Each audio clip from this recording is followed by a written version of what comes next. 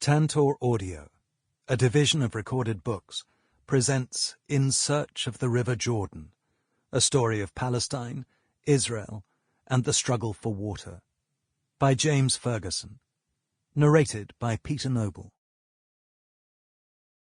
Introduction. My path to the River Jordan was not straight. I first saw it up close in 1987, when, as a callow student backpacking around the region, I ambled onto the Allenby Bridge that connects Israeli-occupied Palestine with Jordan, the country that takes its name from the river that delineates its northwestern edge. The old wooden structure has been replaced now, and pedestrians are not encouraged to linger in the military border zone. But in those gentler, pre-Intifada days, it was possible to take more time. My guidebook said the Jordan was the most important, indeed the only large river in this notoriously dry part of the world. So I was struck, as everyone is, by how little actual water it contained. The stream bed was an expanse of smelly mud, from which grew a few clumps of reeds. The river itself was a dirty brown ditch, narrow enough to jump across. I thought, could this really be the holy water of biblical fame, in which John baptized Jesus, a river once so powerful that it had to be stayed by the hand of God before the tribes of Israel could cross into their promised land? Where had all the water gone? Almost 30 years went by before I returned to it, but I never forgot the empty river I had seen. I became a journalist, a foreign correspondent reporting from North Africa, Afghanistan, Somalia, where I observed how often water scarcity, or more accurately, the inequitable distribution of that finite and diminishing natural resource, was a driver or multiplier of violent conflict.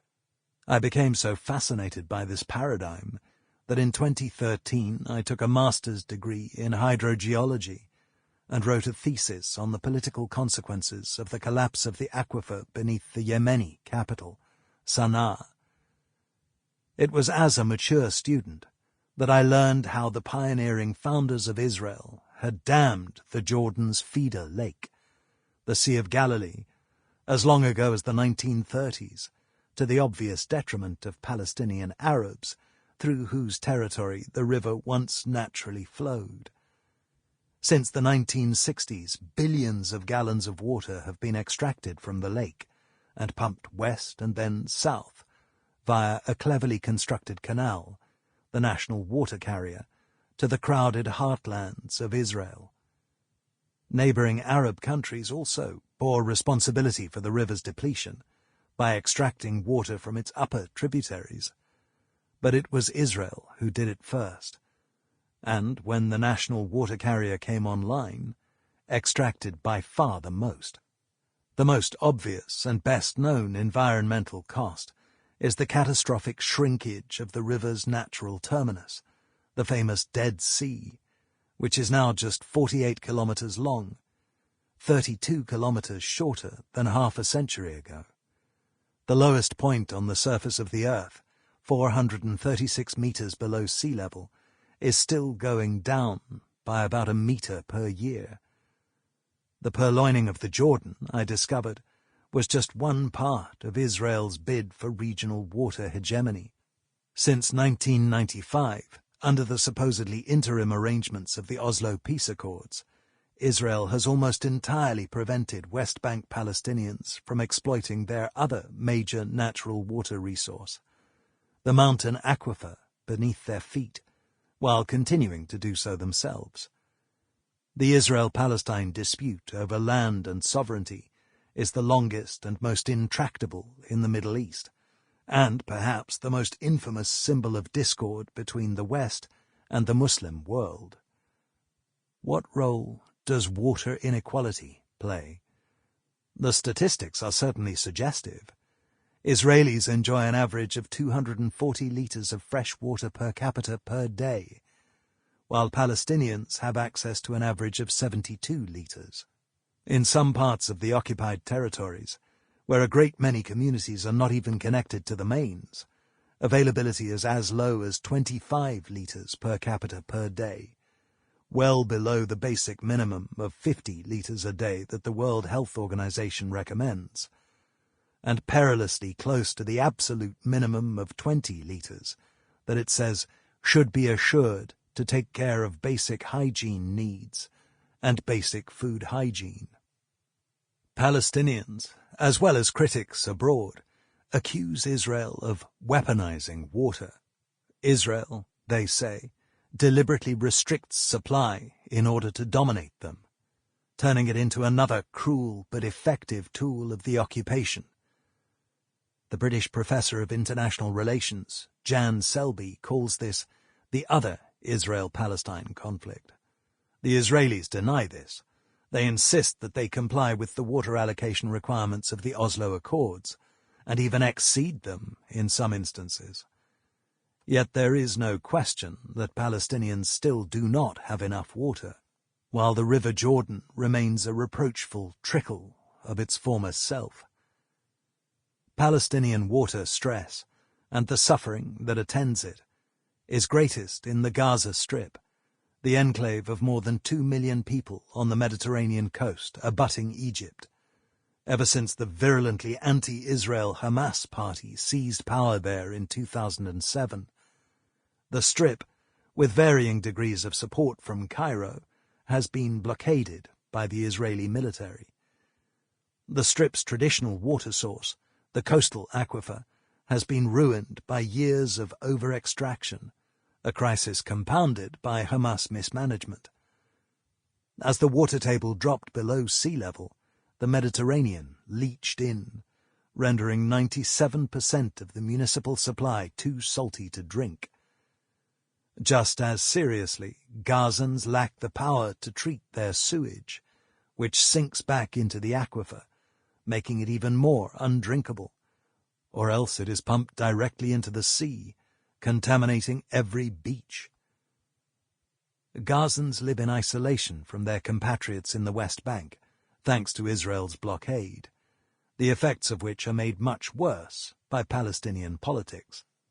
Gaza was administered until 2007 by the Palestinian Authority, the interim self-government known as the PA, which was set up with Israel's agreement at Oslo. Dominated by the late Yasser Arafat's Fatah party, the PA continues to run the West Bank from Ramallah in uneasy cooperation with their Israeli occupiers, has never given up what it sees as its right to control Gaza, and has tried ever since to undermine Hamas by denying it the money, fuel, and clean water it needs to run Gaza properly. In consequence, the enclave has become so water-stressed that in 2015 the United Nations, UN, repeated an old warning that it could become literally unlivable within 5 years. Gaza was at risk of an epidemic even before the 2020 outbreak of coronavirus. The scale of the problem, this gross disparity of access to water, is most clearly visible along the border fence that separates Gaza from Israel. In aerial photographs, the farmland on the Israeli side is a picture of order and scientific efficiency. Hamlets nestle in a patchwork of huge green fields, all perfectly irrigated. Some of the fields are round and resemble pie charts, with segments of different color where crops have been planted in rotation. The water that irrigates this region is brought there by the national water carrier, which terminates close by. It is the apotheosis of the famous ambition of Israel's first Prime Minister, David Ben-Gurion, to make the desert bloom. The dominant color on the Palestinian side, by contrast, is concrete grey. Chaotic tendrils of urban development stretch from the coast all the way to the fence, where a few fields cling on. These fields, the supposed breadbasket of 2 million people, are the size of postage stamps, and they're mostly dun-coloured. None has the lush hue of the mega fields to the east. How, And why did this happen? And with what dire socio-political consequences?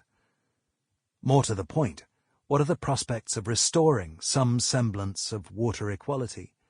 And what might such a restoration imply for the future of Israel-Palestine? In a world where populations everywhere are climbing, and natural resources of all types are under more pressure from humanity than ever before, these questions feel significant. This book is an attempt to answer them, based on several research trips that began in 2017. My findings are not necessarily a narrative of despair. Israel, importantly, no longer depends, as it once did, on natural water. Since 2005, the country has built 5 huge coastal desalination plants, with more due to open soon. These days, as much as 80% of its domestic water is manufactured, one of the highest proportions of any country in the world. In fact, Israel produces so much water that it now has a surplus, an extraordinary achievement, given its location in one of the most drought-stricken regions on the planet.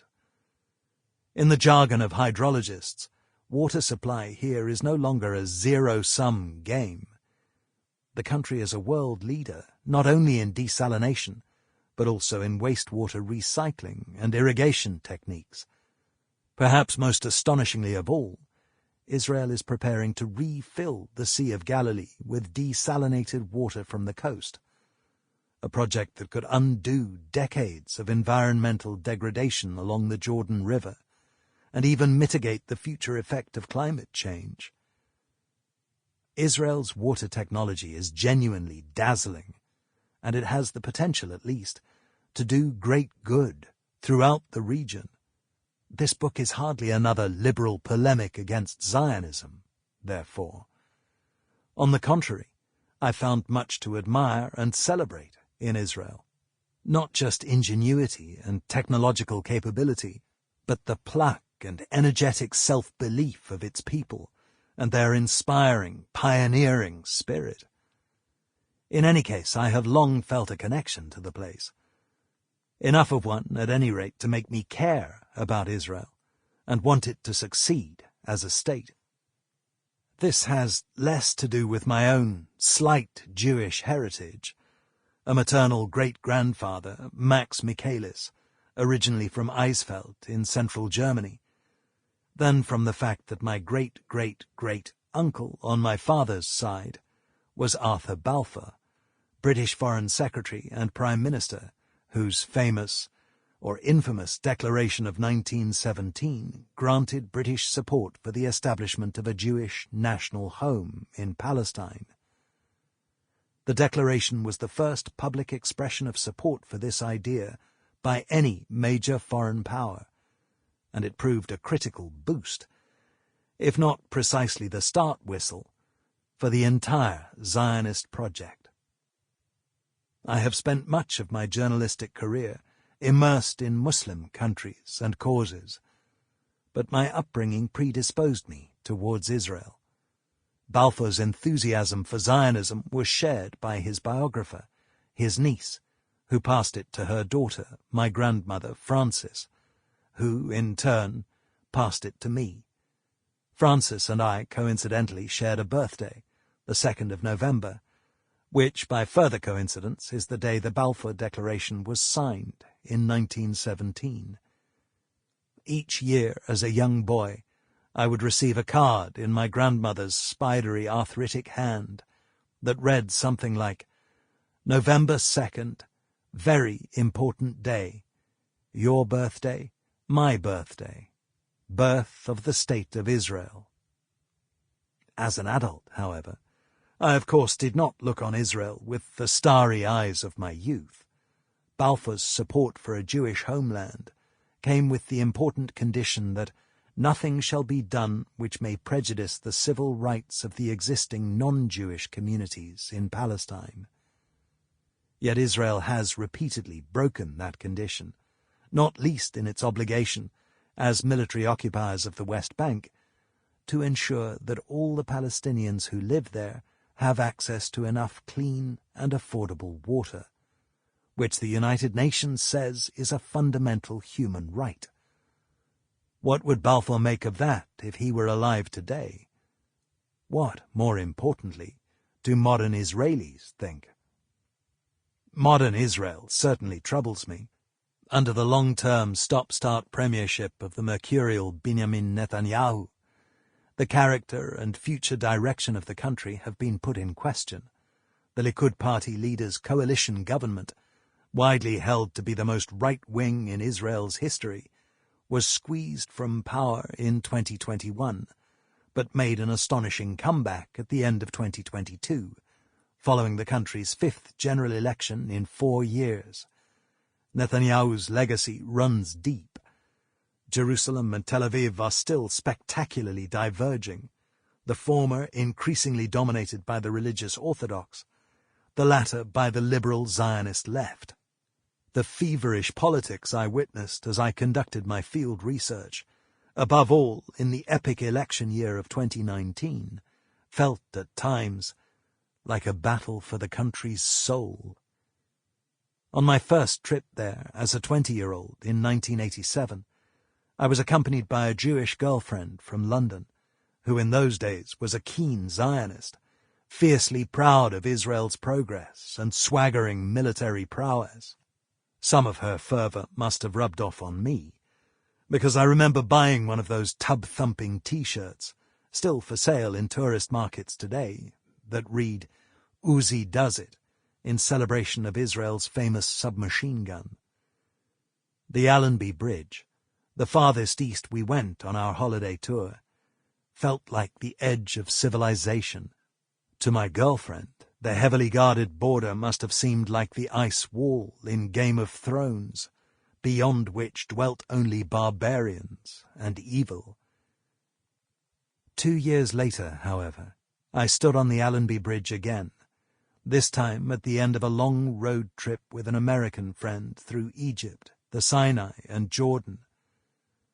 Approaching the border from the other side felt very different. Now I understood, and indeed empathized with the Arab sense of outrage at the overbearing Israeli border guards. Who were these interlopers, I muttered to myself, to behave so arrogantly in what is so patently an Arab, Muslim land? I had to check myself. I saw that the guards, the bridge, and the empty river beneath it were all as they had been before. Only my perspective had changed. Yet this was enough to invert my response. It was an experience that I still privately call Allenby Bridge syndrome, and I've never forgotten the lesson I drew from it. When considering Israel-Palestine, everything depends on which end of the telescope you look through. It is therefore vital to look through both ends before pronouncing any kind of judgment. And that is the principle I have tried to apply in this book. My first idea was to hike the length of the Jordan, perhaps by heading upstream from its Dead Sea terminus to its source, 250 kilometers to the north in the anti-Lebanon mountains. A closely defined solo expedition that would form the spine of a classic travel narrative. So far as I could discover, no one had written about the river in this way for years. Perhaps not since the 1840s, when a swashbuckling American naval officer named Lynch attempted the journey downstream by boat. I imagined myself armed with an Old Testament-style stick to fend off dogs, or maybe wolves, passing from village to village, befriending local Arabs and Jews, and recording their ancient riparian stories. I could get close to nature and camp out at night on the riverbank beneath the stars. It was fantasy, of course. I soon learned that the banks of the lower Jordan, the river's most politically contentious and interesting section that gives the West Bank its name, have been a closed military zone since the War of 1967, a sensitive international border almost wholly off-limits to the public. I found other ways, eventually, to approach its depleted waters, but ultimately the river proved no more than an intellectual starting point for an inquiry into the much broader Israel-Palestine water question. The dispute over water resource is so closely connected to the old struggle for territory and statehood that it cannot usefully be considered in isolation from it. The issue also has a strong international dimension, equally impossible to ignore. History, theology, geography, geology. There is probably no end to the rabbit holes an author can tumble down when writing about water in the Middle East. I felt compelled to read around the subject, and did so voraciously. I travelled, likewise, wherever I could in the region, as opportunity arose. Developing a bigger picture in this piecemeal way has its drawbacks. My approach led me on many detours, which, while always interesting, often turned out to be false leads, like the promising pieces of a jigsaw that don't immediately fit.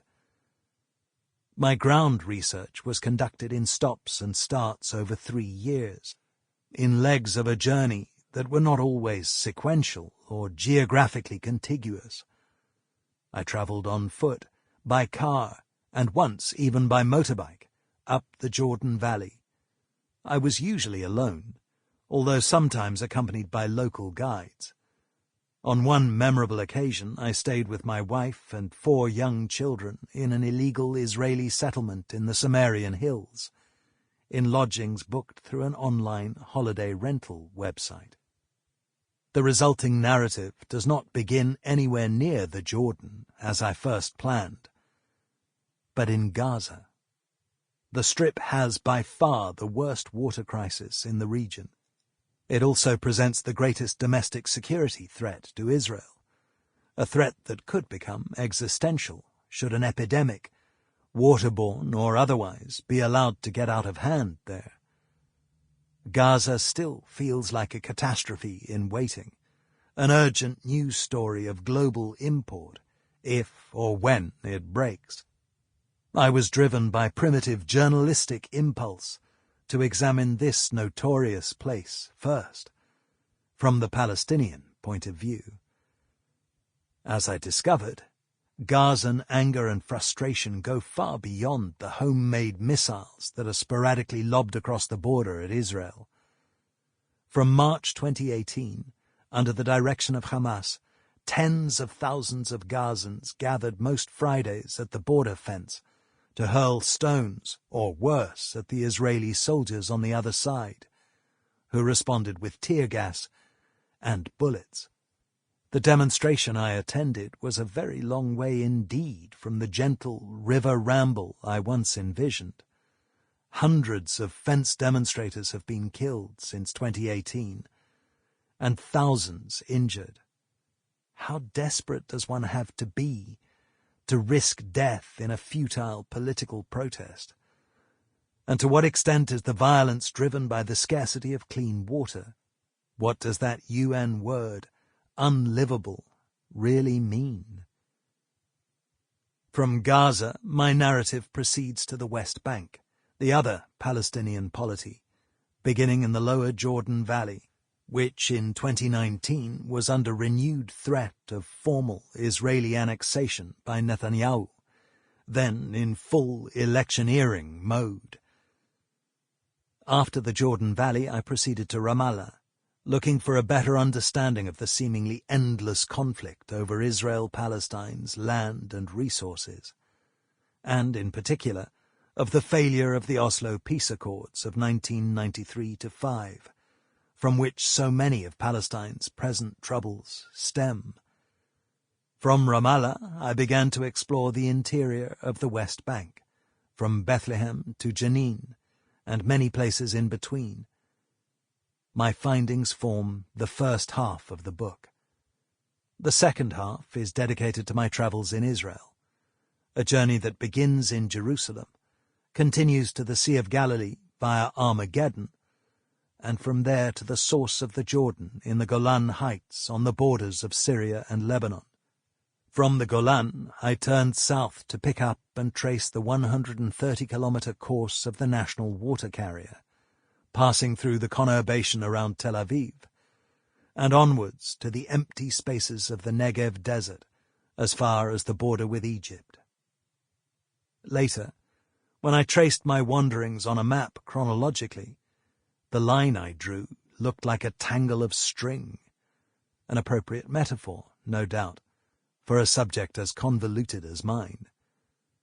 However, my journey as presented does have a broadly circular shape, since it ends almost where it begins, near the terminus of the national water carrier, on the Israeli side of the border with Gaza. Like my circuit of the region, the Israel-Palestine water question keeps returning to the future of that desperate place. The 50-50 structure of the book, covering Palestine in the first half and Israel in the second, is designed to help save it from Allenby Bridge syndrome, because my ill opinion of the occupation hardened as I travelled around Gaza and the West Bank, as I knew it might.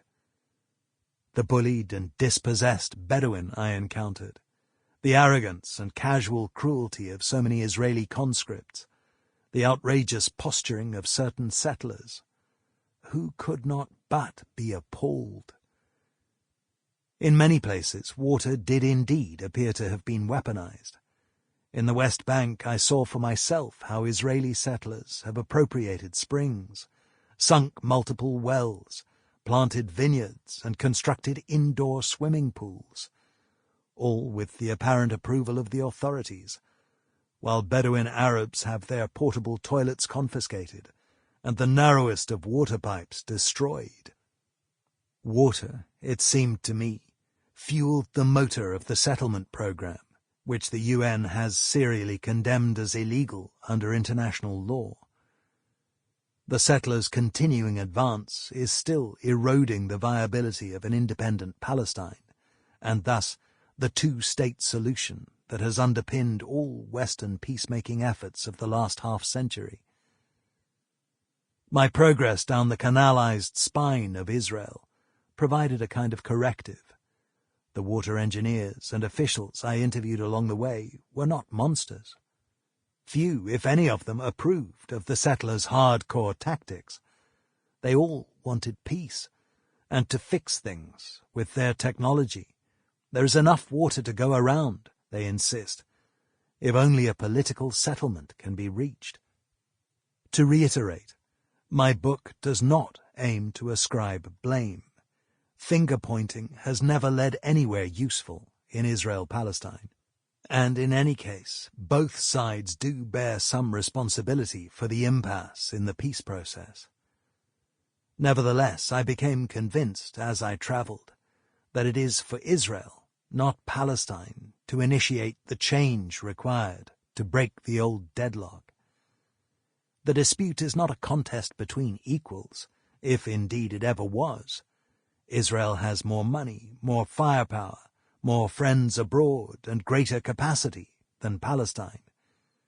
The onus is surely on Israel to try to end it. A fairer allocation of water resource, whether natural or manufactured, might make an excellent start. Water provision is not just a humanitarian requirement, after all, but is also critical to Israel's own long-term security interests. Nature, in its way, also demands that water resources be shared, because subterranean aquifers are no respecters of political borders, any more than tidal flow in the sea. A regional hydrological system cannot be sliced down the middle. Not for nothing does Eran Feitelson, a senior geographer at Jerusalem's Hebrew University, describe Israel and Palestine as being like a Siamese twin with one shared organ. Since water already forms such a connection between the nations, then perhaps a bold new deal on water, struck as far as possible in isolation from the bitter partisanship of the region, could be the foundation of a wider peace based on equality before the law and the upholding of human and civil rights. It is wishful thinking, perhaps, but why not dream of such a thing? For now, however, the Sample complete. Ready to continue?